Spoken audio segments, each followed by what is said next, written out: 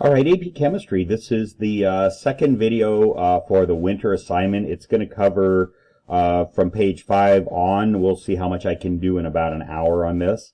And this is being recorded on Thursday, December the 26th. And I will have all of the videos for this winter assignment done today and posted. So those will all be up.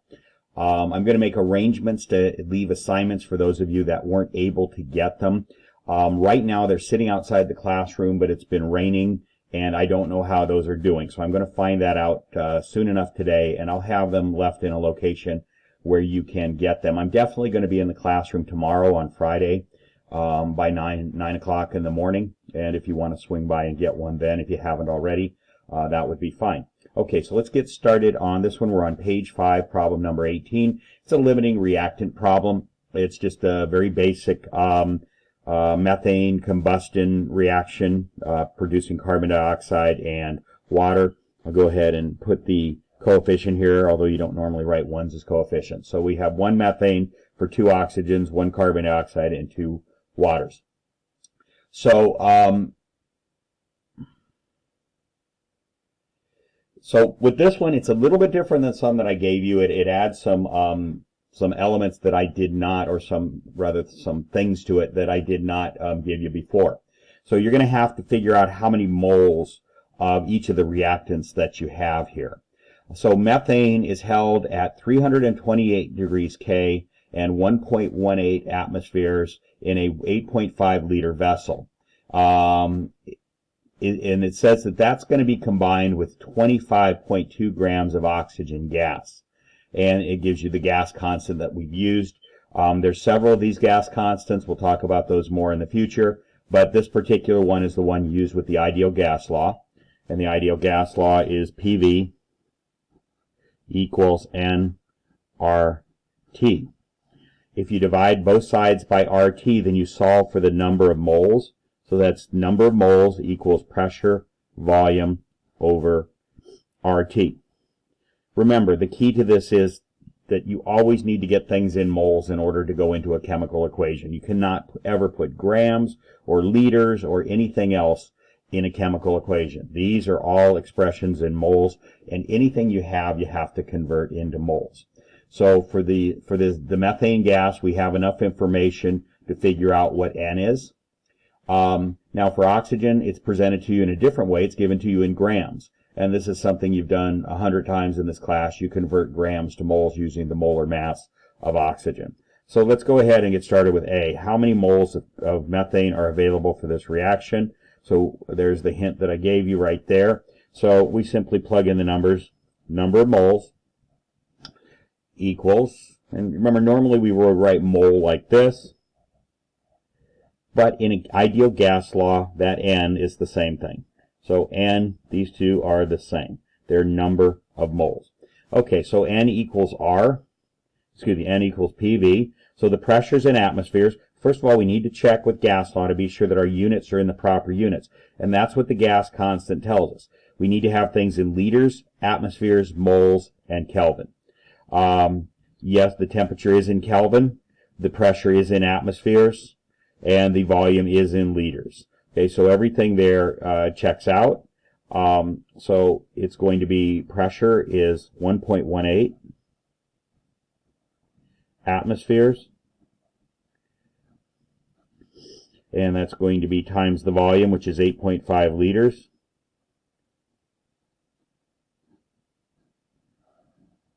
And that's over R, which is 0.0821 latum over molk, liters atmospheres over moles Kelvin. Okay, and again, this moles and this N are the same thing, just to be sure we're clear on that. And then finally, it's going to be T, and the temperature is in Kelvin, so it's 328. So something we'll practice more, but some of these complex unit of measure cancellations. K is on the top in the denominator down here, and it's on the bottom in the denominator, so the K's cancel. Okay, liters is on the top up here in the numerator, and it's on the top in the denominator, so those can cancel. Atmospheres is in the top up here in the numerator. There's only one level in the numerator. That's the top. In the top in the numerator, so that's atmospheres, and atmospheres cancels. And we are left with moles on the bottom of a fraction that's in the denominator. That means it flips and goes up to the top. So basically, you can write it over there, just cancel it there and put it up there. So we'll end up with moles and moles. That's what we want. So the units work out. So we'll go ahead. Again, these unit cancellations, it's really just fraction math. It's fraction math that you learned in 6th or 7th grade. But we'll practice it with units of measure to be sure you're really comfortable with it before the AP exam. So 1.18 times 8.5 divided by 0.082, 1 divided by 328, and that equals, that's going to give us 0.37. 0.37. I'll carry it out to one more significant figure, 372, and that's moles. And that equals N. That's what our N here equals. Okay, so we have that many moles of, and let's write it, of what? Of CH4. Okay, now we do go down to oxygen. This one's a little easier to deal with. So it's told we were given 25.2 grams of oxygen gas. We need to convert to moles. So way over here on the right, we write mole of O2.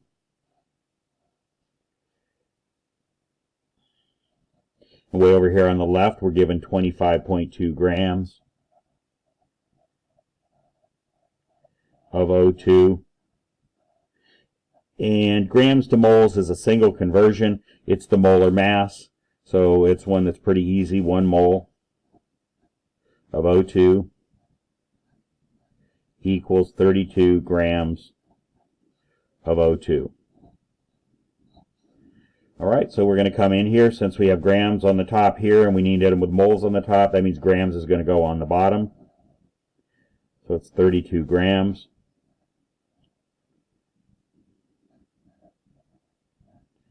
For every 1 mole of O2. Molar mass conversion. Grams O2 cancel with grams of O2. The last man standing is moles of O2. So it's 25.2 divided by 35.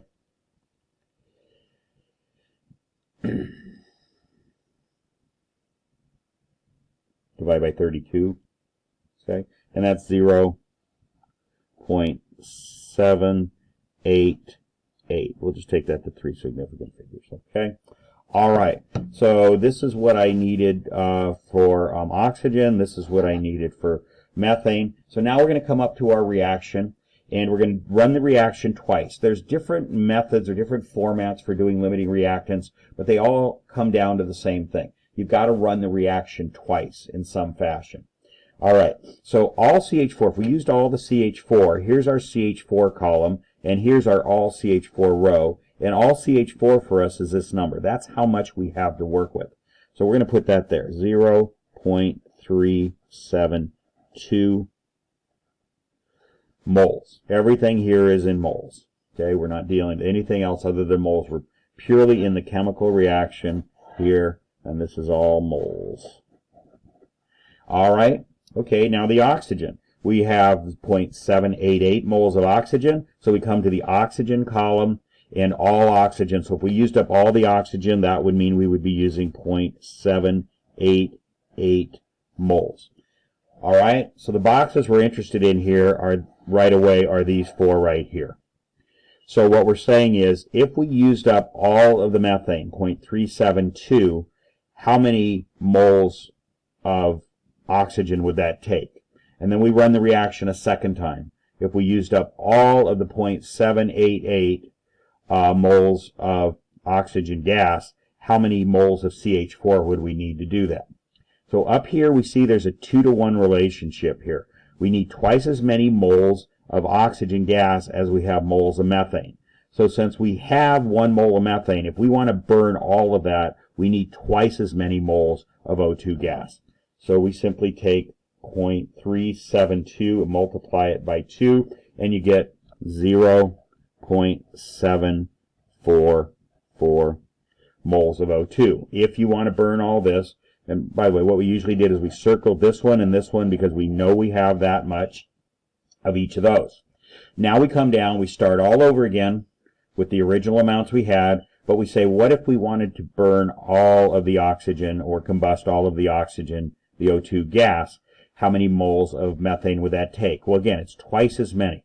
This is 2-to-1 ratio. This is a 2-to-1 ratio, and this is a 2-to-1 ratio. So we need half as many moles of methane as we have moles of O2. So we take the 0.788 and we divide by 2, and that gives us 0.394.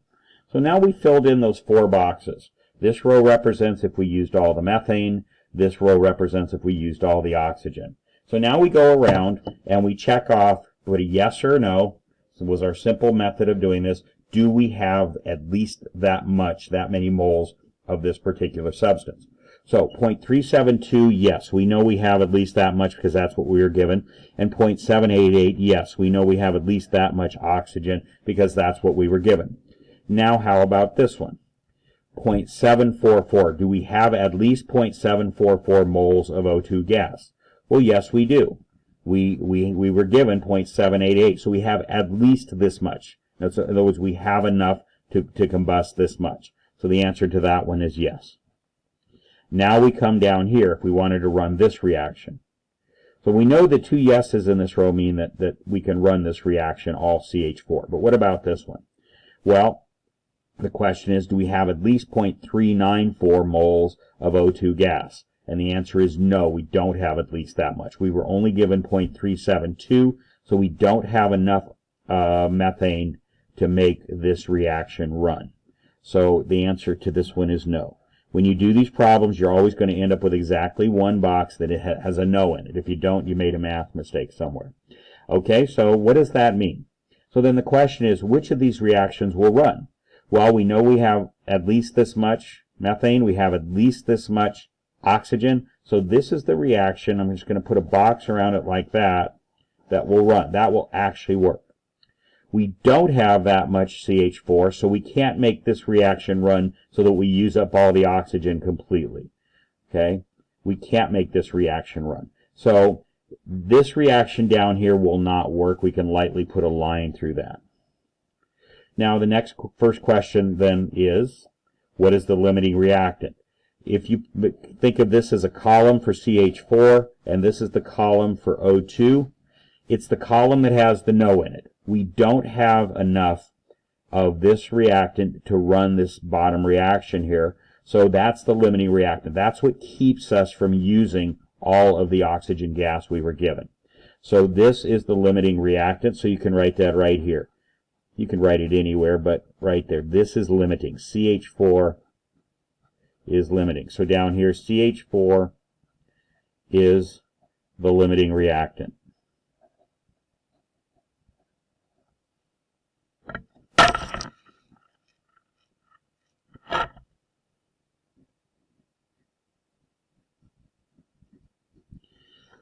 All right, and how much of the excess remains? So we go over to what's not the limiting reactant, which is oxygen, and we just do a simple subtraction.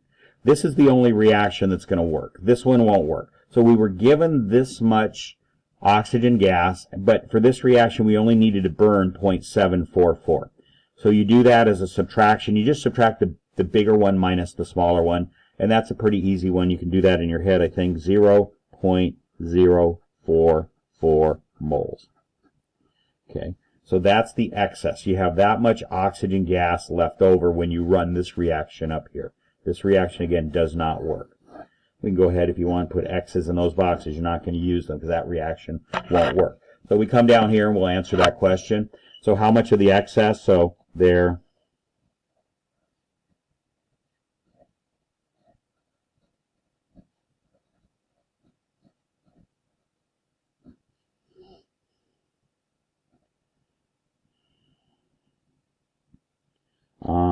Remaining. Or you could say in excess. Okay, there you go. All right, next, how many grams of CO2 are produced? Now it's asking questions about the product side over here. All right, so this is the reaction that's going to work And so what we have to do is always in a chemical reaction we deal with moles. So what we have to do is figure out how many moles of CO2 do we have, and then we're going to use a molar mass conversion to figure out how many grams, because that's what the question wanted. So we see here that we have a ratio of 1 CH4 for every 1 CO2. These two numbers are the same. That means you're going to end up with the same number of moles of CO2 as you have of CH4. And that number of CH4 is 0.0372, so that's the number that goes here. So now we know how many moles of CO2 were produced in this reaction. And so down here we can take that number and use the molar mass conversion for CO2, which some of you might have memorized by now. Let me go on back down here. So 1 mole, this is simply the molar mass conversion anytime you deal with CO2. 1 mole of CO2 equals 44.01 grams of CO2. And we're trying to get to grams of CO2. So over here we're going to put grams of CO2. And over here on the left we're going to put moles, and it's 0.372 moles of CO2 times our conversion. There it is. We have moles on top here. We want to end up with grams. That means in our conversion, moles has to go on the bottom in order to cancel out. So it's 1 mole CO2, getting that from right here, and on top is this, 44.01 grams of CO2. Okay, and now you just run the calculation, and that's going to be 0.372 times 44.01, and that equals 16.8 grams of CO2 were produced from this reaction up here. Okay? And then finally calculate the molarity of this. What's wrong? Oh, that's sorry, that's a different question. Okay, so we're done with this problem. If you wanted to up here, you don't have to. You could have written up here 16.8 grams of CO2. Okay, anyway, that answers this. You could have also figured out moles of H2O, grams of H2O. Since it's a gas, you could have used 1 mole if it was at standard temperature pressure, but it wasn't. If it was at this, here's what you could do with the moles. You would have moles of H2O, and assuming it's in the same vessel, you have liters, atmospheres, Kelvin. You could have answered for any other of these. Anyway, we're not going to get into that. It didn't ask that, so we'll do that at another time. Okay, next up, let's keep going. And down here at the very bottom is calculate the molarity. Some of you asked for some of these kinds of problems because it's been a while, and these are really important problems to know how to, these solutions problems. In other words, how many moles per liter, things like molarity, molality, parts per million, percent composition by mass, mole fraction, all those different measures of concentrations where you have two different substances mixed together, usually in a liquid, sometimes in a gas. Very rarely in AP chemistry would it be in a solid. Would they ask you a question like that? I don't think ever, honestly. Okay, so calculate the molarity. So there it is, molarity of a solution that contains 0.0250 moles of N4Cl in exactly 500 milliliters of solution. Okay, so let's define our terms first. Molarity is big M, and it equals moles of solute. Okay, and in this case, our solute is this. So I could actually write that inside the parentheses instead. It's NH4Cl over liters of solution. And if it doesn't specify what the solvent is, it's always water. So liters of solution. And what is that exactly? That's going to be H2O plus NH4Cl. Okay, I'm going to pause the video here and calculate the molar mass of those substances. Okay, and so an exercise is we have a solute here. We don't know whether we're going to need the the grams of it or use grams of it or the molar mass, but I went ahead and computed it just as to refresh your memory. You have 1 nitrogen times 12.02 grams per mole of nitrogen, 4 hydrogens times 1.01 gives you that, and 1 chlorine times 35.45. You add that up, you get 51.5 grams per mole of NH4Cl. Or the way we've always written it in this class is in the conversion factor format, which is 1 mole NH4Cl equals 51.4 grams of NH4Cl. These two are exactly the same. Generally in problems, you're going to see it written in this format, so get used to switching it over to that format, because that's what you want to create a conversion factor. Okay. All right, so what's the question asking? It wants molarity. So what it wants is, we talked about what that is. It's moles. This is what we're looking for in the end.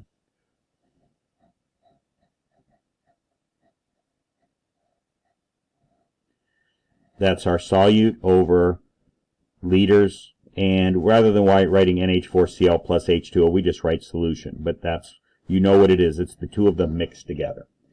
All right. So what do we start with?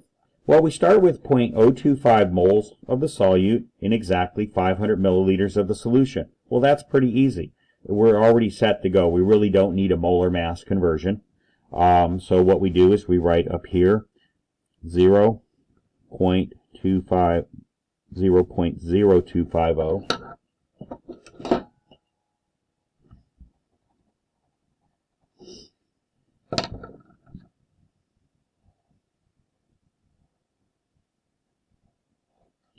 Moles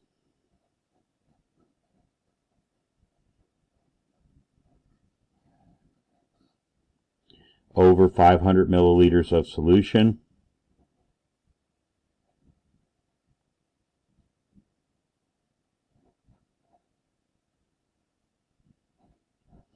Okay, so moles of NH4Cl, moles of NH4. So the top is already good. We already have the top exactly as we want it. What we have to do is convert milliliters of solution to liters of solution, and this is one you just flat out need to memorize, okay? 1,000 milliliters of anything equals 1 liter of anything. In this case, we're talking about solution. So you multiply. We need milliliters to cancel out and liters to appear on the bottom. So we're going to put milliliters up on the top, the 1,000 milliliters of solution over 1 liter of solution.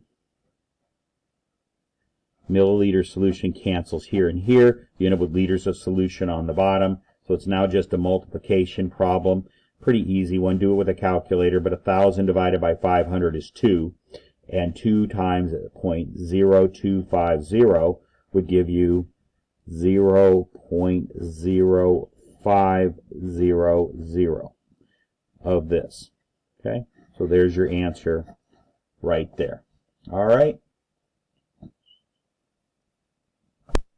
Okay, number 20. Unfortunately, I didn't leave you with any space to do that, so we're going to do this one up on the top. So there's plenty of space up there.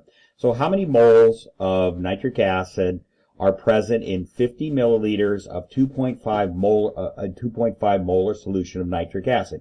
Meaning that the nitric acid, pure nitric acid, is mixed with water. Now this one can be a little tricky because you want to write what you're looking for on the far right and what you're given on the far left. But you're given three different, you're given three things. You're clearly looking for moles of HNO3. So we're going to come over here and we're going to write moles HNO3. And this is what we're trying to find. Now what goes on the left, because you're given two numbers here. Well, what you're going to put on the left here is this. This is what you're really starting with. This is just telling you how much of it you want at the very end. So you usually slot this number in toward the end of the equation. And that's going to be in a way that cancels out milliliters or liters, because notice you don't have liters or milliliters anywhere in your final answer. It's simply asking you for moles. So let's go ahead. We remember that molarity is moles per liter. So it's 2.5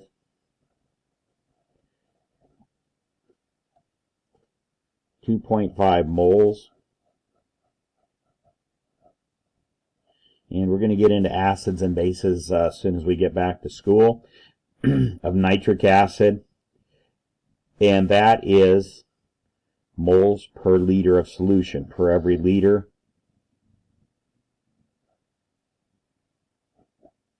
of solution.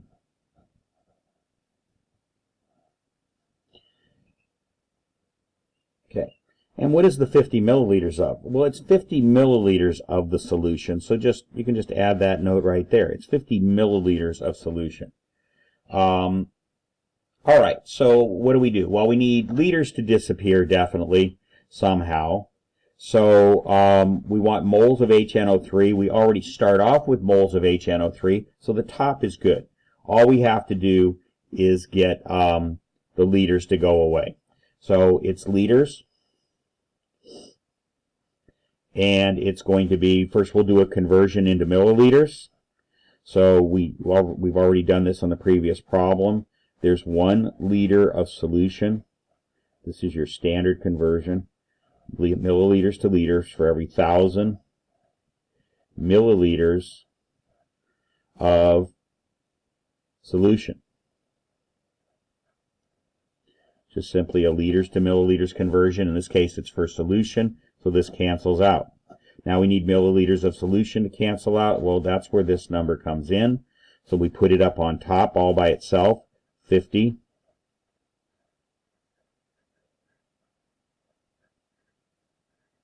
Like that. And now that cancels out. And so now we have no units on the bottom, which we don't want because we just want moles of HNO3 on the top. So everything is set up properly. So now we just multiply. So it's 2.5 times 50. And that's divided by 1,000. And the answer is we need 0.125 moles of nitric acid to make that much of this much molar. And that's a very common problem you do in real life in labs, is to create solutions of certain concentrations, a certain amount of a solution, in this case 50 milliliters, of a certain concentration, in this case 2.5 molar. So that's a very common problem. Probably see one of those almost certainly on the AP exam. Okay, next, 21. How many milliliters of 1.5 molar potassium hydroxide solution are needed to provide 0.0275 moles of KOH? Okay, really the same question the second time. So see if you can do it without looking at question 20.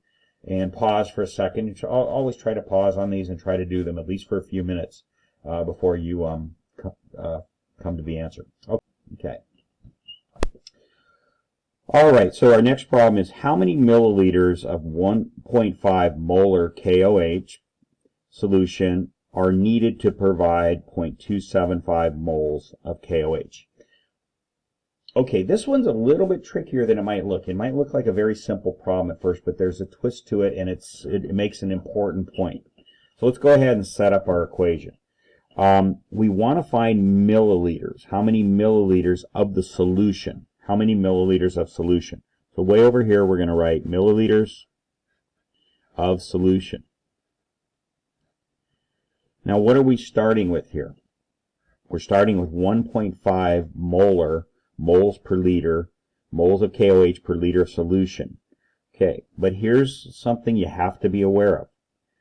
That when we write that, we can either write that as 1.5 moles of KOH, and this is the way we've always written it. It's the way we usually write it for every 1 liter of solution. However, it's equally valid to write it this way. 1 liter of solution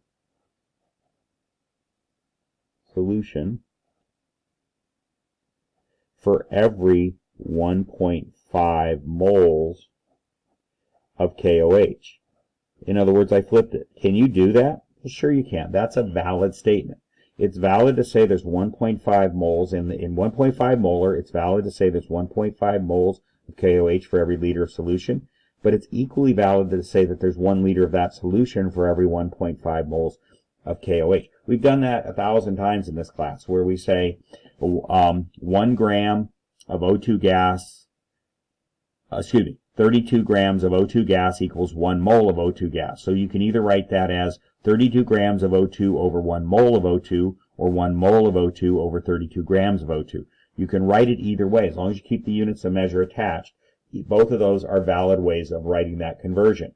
Well, both of these are valid ways of writing the molarity. And since we want milliliters on the top, whereas in our conventional way of writing molarity, liters in the volume, milliliters, liters is on the bottom here, we're going to flip it. We're going to put the liters on the top. That's a perfectly valid thing to do. So it's going to be 1 liter of solution.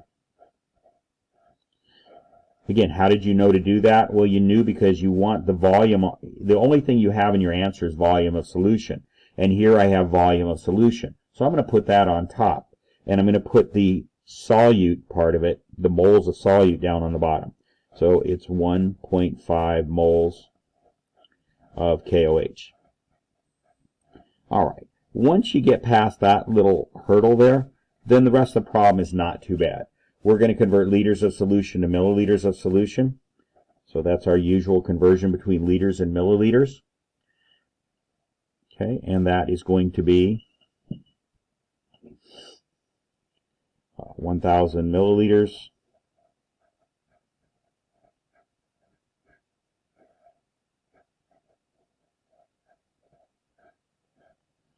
Okay, so liters of solution cancels, and we have milliliters of solution on top, which is what we want. Now we need to get rid of 1.5 moles of KOH. Well, we have a number here to use to do that. So we're going to multiply the top by 0.275 moles of KOH. Okay, so moles of KOH cancels there and there, and now we can go ahead and do our math. 1,000 times 1 times 0.275 divided by 1.5, and that gives us 183.3 moles. Excuse me, milliliters rather. 183.3 milliliters of solution is what you need to end up with 0.275 moles of KOH. All right.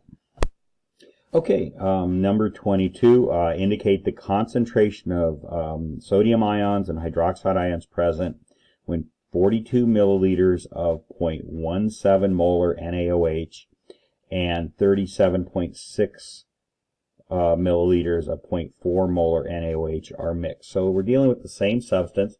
All we're doing is we're adding moles together and adding liters together to get a different concentration, a different molarity. So you have two different concentrations of the same thing. Okay, first thing to do on this is write an equation here. So this is going to be NaOH, and that's aqueous. We know because sodium breaks apart from anything that it's with. And that's going to give us an aqueous solution of sodium ions and hydroxide ions.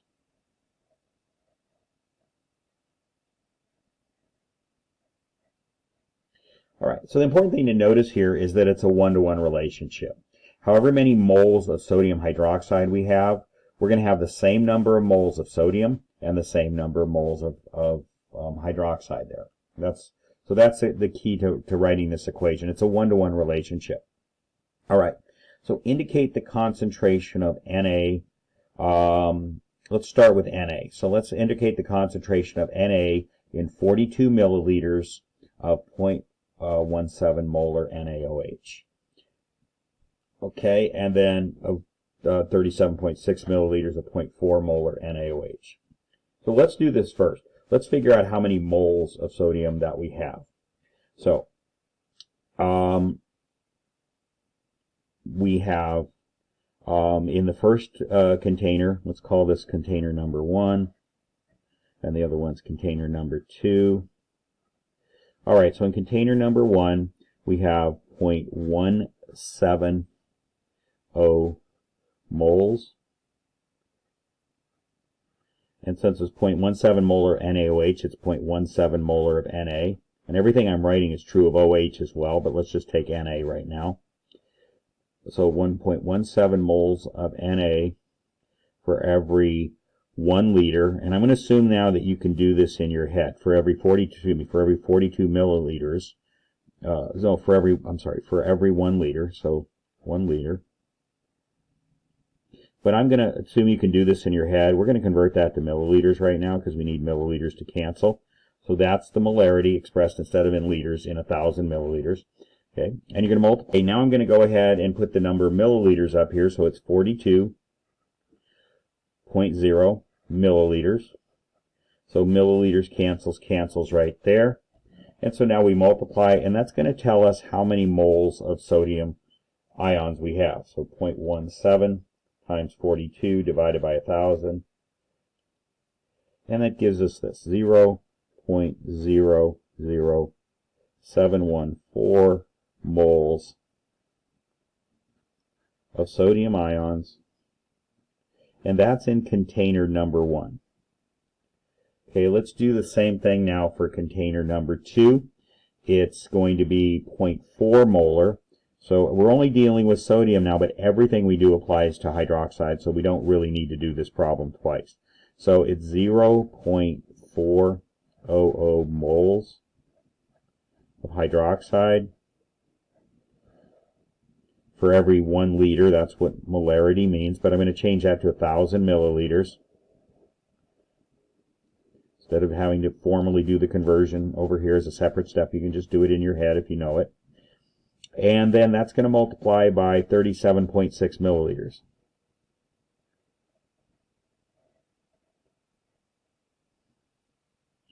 And when we do that,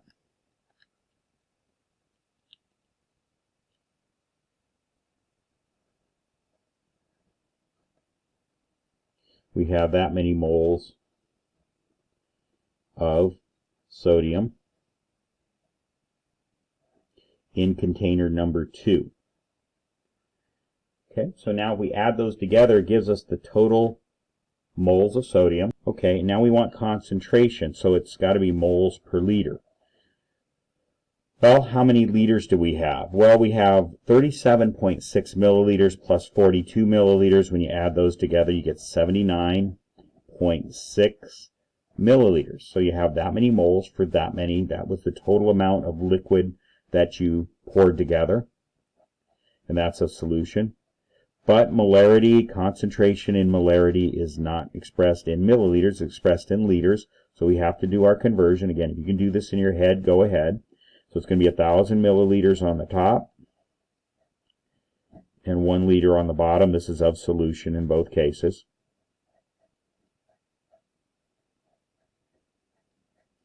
Okay, so now we just do that divide by 79.6 times 1,000. And that gives us this.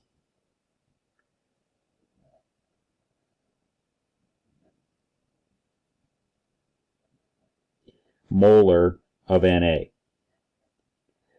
And since our equation up here tells us that it's all a 1-to-1-to-1 relationship, so we have the same number molar of OH, it's going to also equal, without even doing any more calculations, 0.278 molar of OH. Don't need to do the calculation a second time. So there is your answer. That's your concentration of both the Na and the OH each when you mix those two solutions together. Okay, so our next problem is the average adult male has a total blood volume of 5 liters. If the concentration of sodium ions in this individual is 0.135 molar, what is the mass of sodium ions circulating in the blood? Okay, so what we're trying to find is grams, that's mass, measured in grams, of sodium ions. Now the molar mass of a sodium ion is exactly the same as the molar mass of a sodium atom. The sodium ion has lost an electron. In stoichiometry, electrons have no mass, so we treat them as the same molar mass as if it were a sodium atom. So we're trying to end up with this, grams of sodium ions. And what are we starting with? We're starting with 0.135 molar. So we're going to go way over here, and it's 0.135 moles of sodium ions. That's our solute in for every 1 liter of solution. In this case, the solution is blood, but let's just go ahead and write solution. All right. Okay, so we're trying to get from moles of sodium to grams of sodium. Well, let's go ahead and do the molar mass conversion first.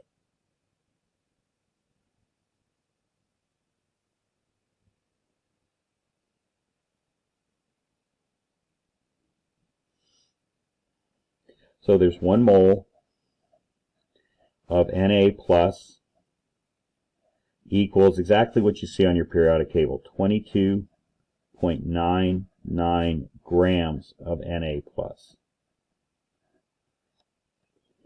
Okay, so there's your molar mass conversion. So let's go ahead and take care of that.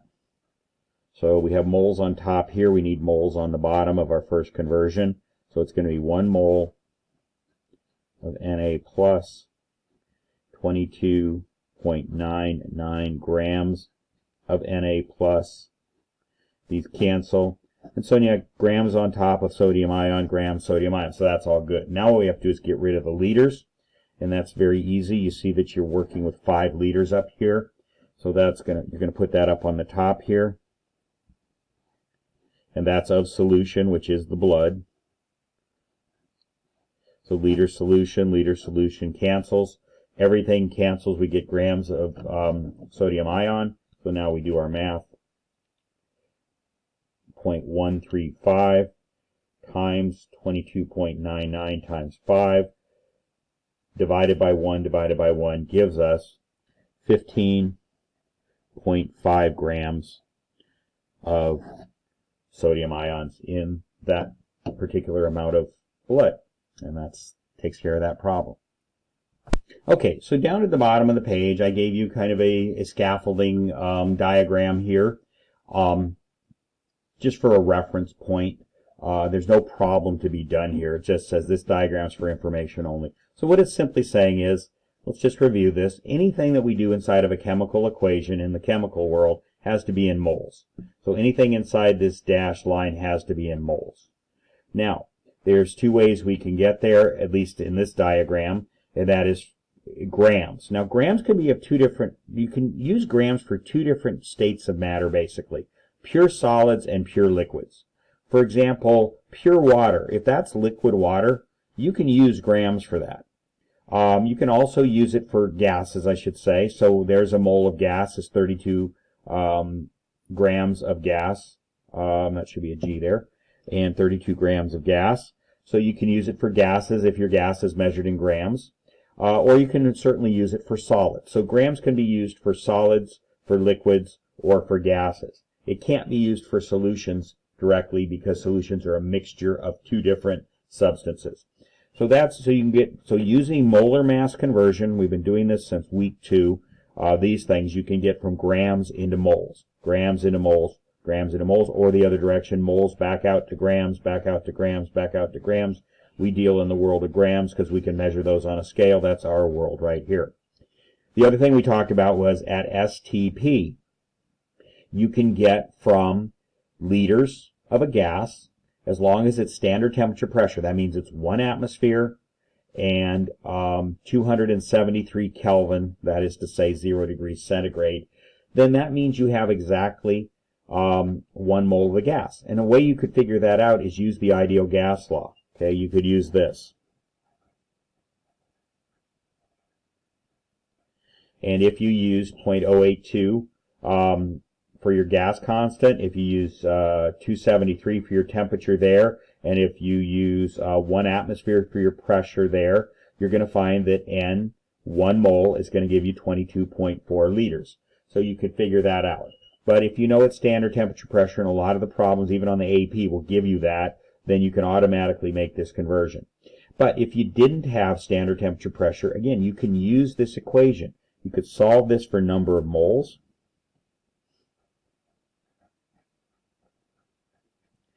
Solve this for number of moles, and now what you can do is if you're given a pressure, a volume, and a temperature that are not standard temperature pressure, you can plug them into this equation, figure out how many moles you have, and then stick that in there. Okay, and then the only other one we haven't dealt with is using solutions, some of the problems we did up above here. where you have a solution. And for a solution, that is a mixture, a liquefied solution usually. It doesn't have to be. It can be solid solutions, gas solutions. Usually it's liquids. For a solution, if you know the molarity, which is moles per liter, and you multiply by the volume that you have, number of liters, then you end up with number of moles. So there you can put that in there. So there's a way to get into a chemical equation from pure liquids, solids, gases, and solutions. All you have to do is find a way to get moles out of the information you're given, and then you can start working in the chemical equation. And then once you're done inside the chemical equation, you can come back out and get number of grams, molarity, whatever else you need to get. All right? Okay, so that's this, just to kind of talk about that a little bit. Okay, so this took care of pages 5 and 6 right here.